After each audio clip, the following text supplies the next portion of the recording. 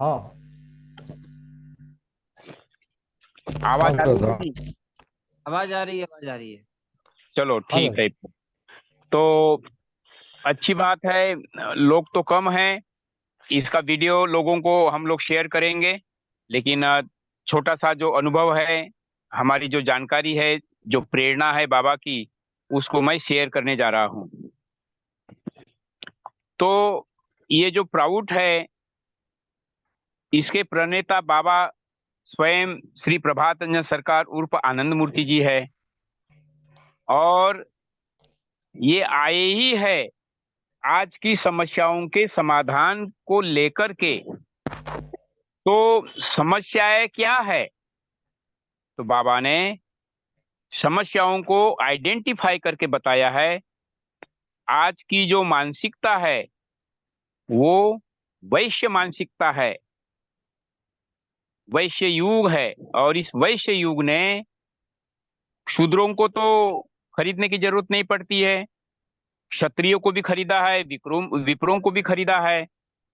और अपने चुंगुल में आज की जो मानसिकता बन गई है, त्रुटिपूर्ण पूंजीवाद के माध्यम से समाज में गरीब और अमीर के बीच की जो गैप है वो बढ़ती चली जा रही है। इस त्रुटिपूर्ण पूंजीवाद को जो मार्क्स साहब थे, जिन्होंने इसका विकल्प के रूप में रिएक्शन में कम्युनिज्म दिया, साम्यवाद, तो वो और भी खतरनाक साबित हुआ। और दूसरी चीज, जीवन का जो लक्ष्य है आत्म अनुभूति का, टू नो द सेल्फ, उसके लिए स्पिरिचुअल कल्चर होनी चाहिए, जो कि हमारे गुरुकुल में सिखाई जाती थी। परंतु दुर्भाग्य से अंग्रेज लोगों ने लॉर्ड मेकाले के लीडरशिप में हमारी जो प्रेरणा थी गुरुकुल के माध्यम से, शिक्षा और दीक्षा बचपन से ही विद्यार्थी जीवन में ही उसका उद्गम होता था। और उसके वजह से एक अच्छा समाज ऑलरेडी भारत में विशेष रूप से प्रेरणा का स्रोत था सारे दुनिया के लिए। और भारत विश्व का गुरु के रूप में ऑलरेडी सुशोभित था। ऐसे परिस्थिति में लॉर्ड मेकाले ने दुष्टता के साथ हमारी जो स्पिरिचुअल कल्चर है गुरुकुल के माध्यम से, जो कि फल फूल रही थी और दुनिया का मार्गदर्शक भारत था, उसको उन्होंने बर्बाद कर दिया। और दूसरे शब्दों में यही कहना है कि जो आज की समस्याएं है, त्रुटिपूर्ण पूंजीवाद है, त्रुटिपूर्ण साम्यवाद है।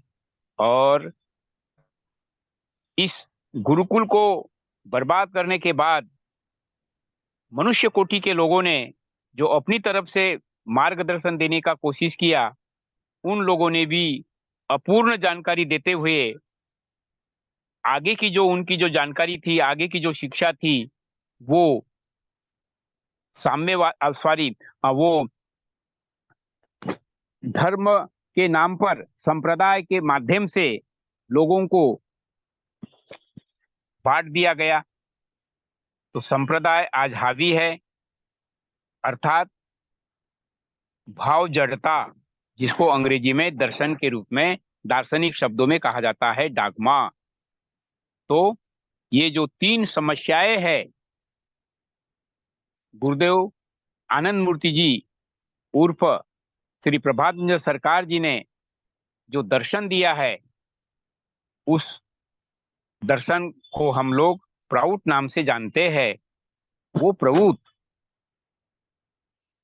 प्र उ त, प्र प्रगतिशील, उ उपयोग, त तत्व, ऐसा दर्शन जो मनुष्य को ईश्वर अनुभूति के रास्ते पर प्रेरित करने के लिए वास्तविक प्रगति का दिशा निर्देशन देता है। लेकिन उस पथ पर चलने के लिए, उस प्रगति के पथ पर चलने के लिए साधना करनी होती है, और साधना करने के लिए एक स्वस्थ शरीर चाहिए, और स्वस्थ शरीर के लिए निम्नतम आवश्यकताओं की पूर्ति भी चाहिए, उसकी गारंटी चाहिए।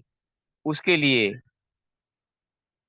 इस प्रभुत्व के माध्यम से मनुष्य के जीवन उपयोगी जो संसाधन है, रिसोर्सेस है, और ये जो रिसोर्सेस है ये परमात्मा के द्वारा मनुष्यों के लिए गिफ्ट के रूप में दी गई है। मनुष्य के लिए नहीं, पशु पक्षी और पेड़ पौधों के लिए भी है। ऐसा गारंटी युक्त समाज बनाने के लिए प्रभुत्व की जो गाइडलाइन है उसको दुनिया में अलग जगाना है। और इसके लिए हमें ऑलरेडी बाबा श्री श्री आनंद मूर्ति जी उर्फ प्रभात सरकार जी ने हमें चुना है, हमें सिलेक्ट किया है। जैसे पांडवों को भगवान कृष्ण ने चुना था, हमें भी बाबा ने चुना है। तो इसकी अनुभूति भी जरूरी है, और इसके अनुभूति के लिए अच्छी तरह से जानकारी लेने की भी आवश्यकता है। और ये जानकारी देने के लिए ही हम लोग ये जूम के माध्यम से क्लासेस लेते हैं, ऑनलाइन ऑफलाइन भी क्लासेस लेते हैं।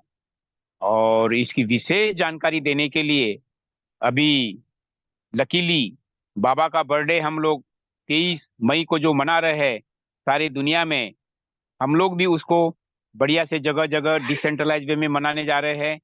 और इसी के बाद 25 मई से 29 मई तक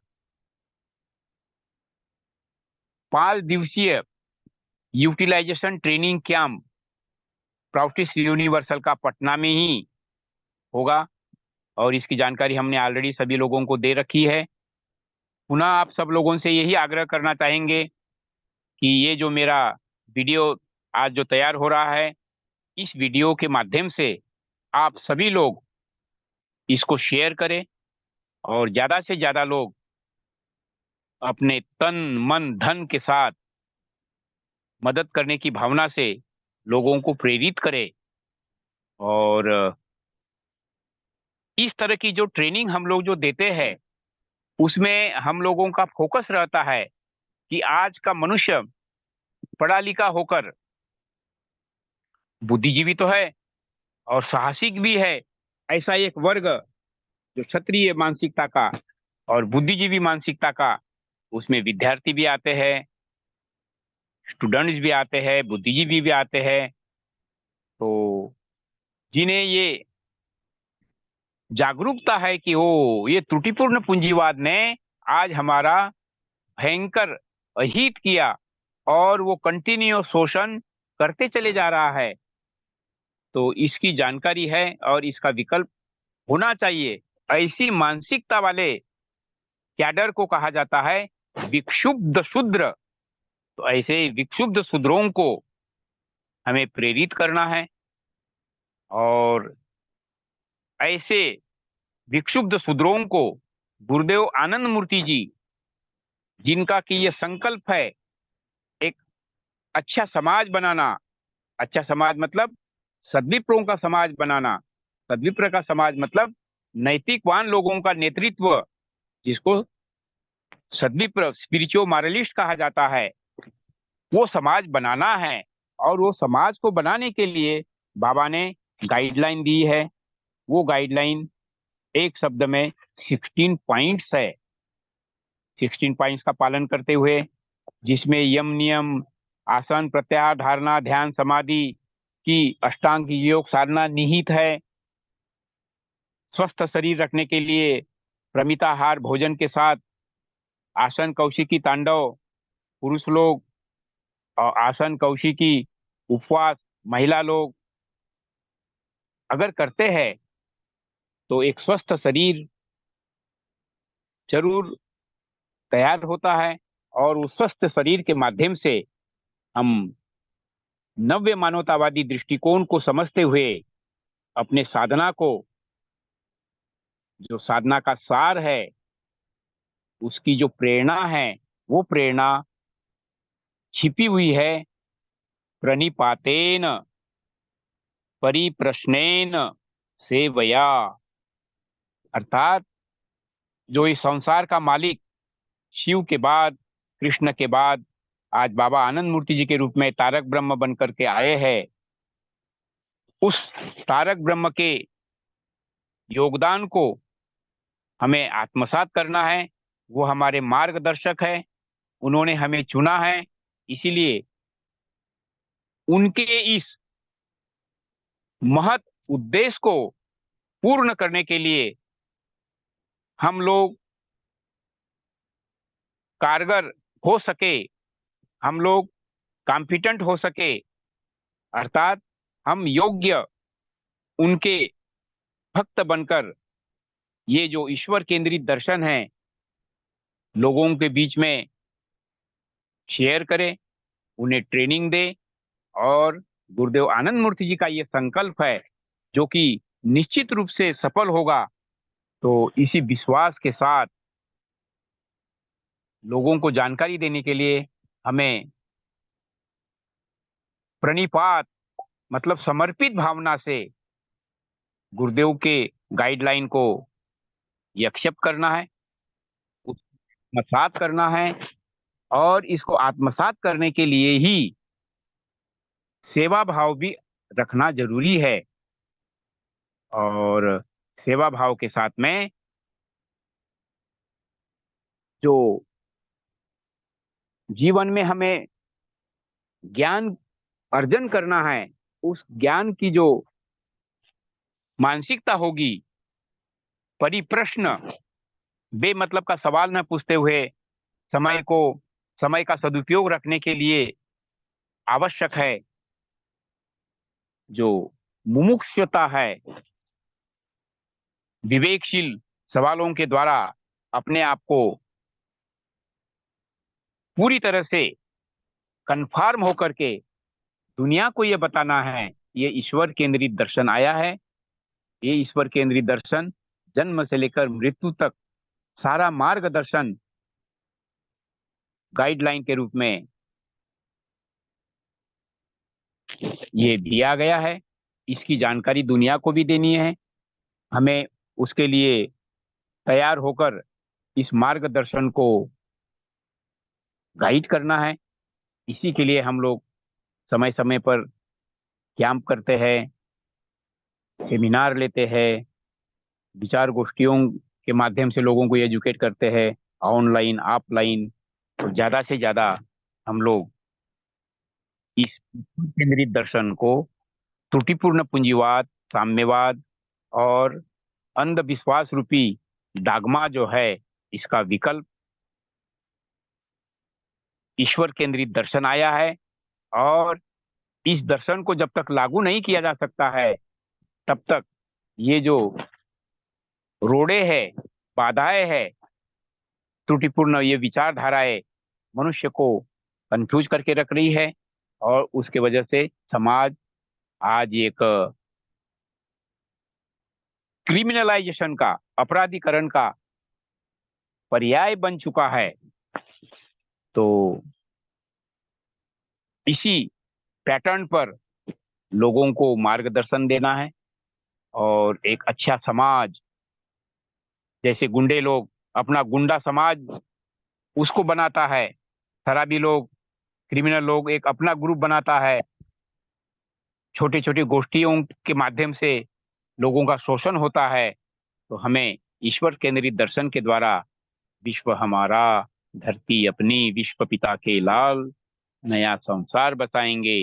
इस प्रेरणा के साथ जो कि विद्यार्थीगण, युवकगण, बुद्धिजीवी लोग, उसमें शिक्षकगण, अच्छे विद्वान लोग समाहित है, इनको मोटिवेट करना है। और हमारा भविष्य रियली अति उज्जवल है, क्योंकि इस संसार का मालिक वो तारक ब्रह्म के रूप में शिव के बाद, भगवान कृष्ण के बाद आज स्वयं बाबा आनंद मूर्ति जी के रूप में आए हैं। और ये उनका उद्देश्य है और उस उद्देश्य के पूर्ति के लिए हमारा बहुत बड़ा सौभाग्य है कि हमें चुना है।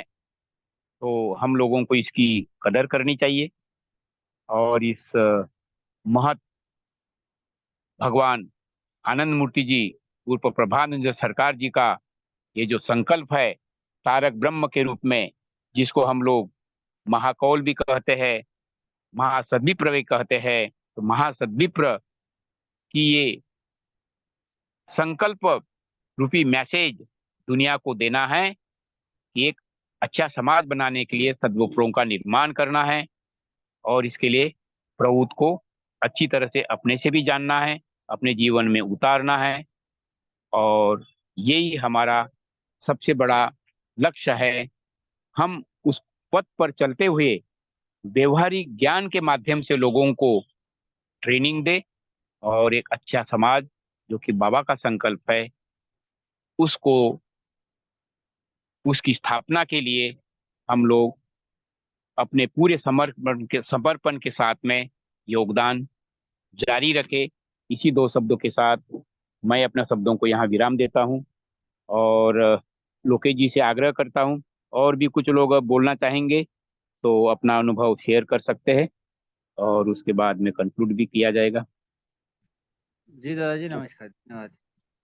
जब आप आए थे कोचिंग तब मुलाकात हुई थी, उसके जी। बाद तो हाँ जी, नहीं सब कुछ ठीक है। मैं अपना अनुभव क्या करूं, बस केरल में इतना अधिक एक्टिविटी नहीं हो रहा है फ्रैंकली स्पीकिंग, जैसा कि आपका पटना या नॉर्थ में है।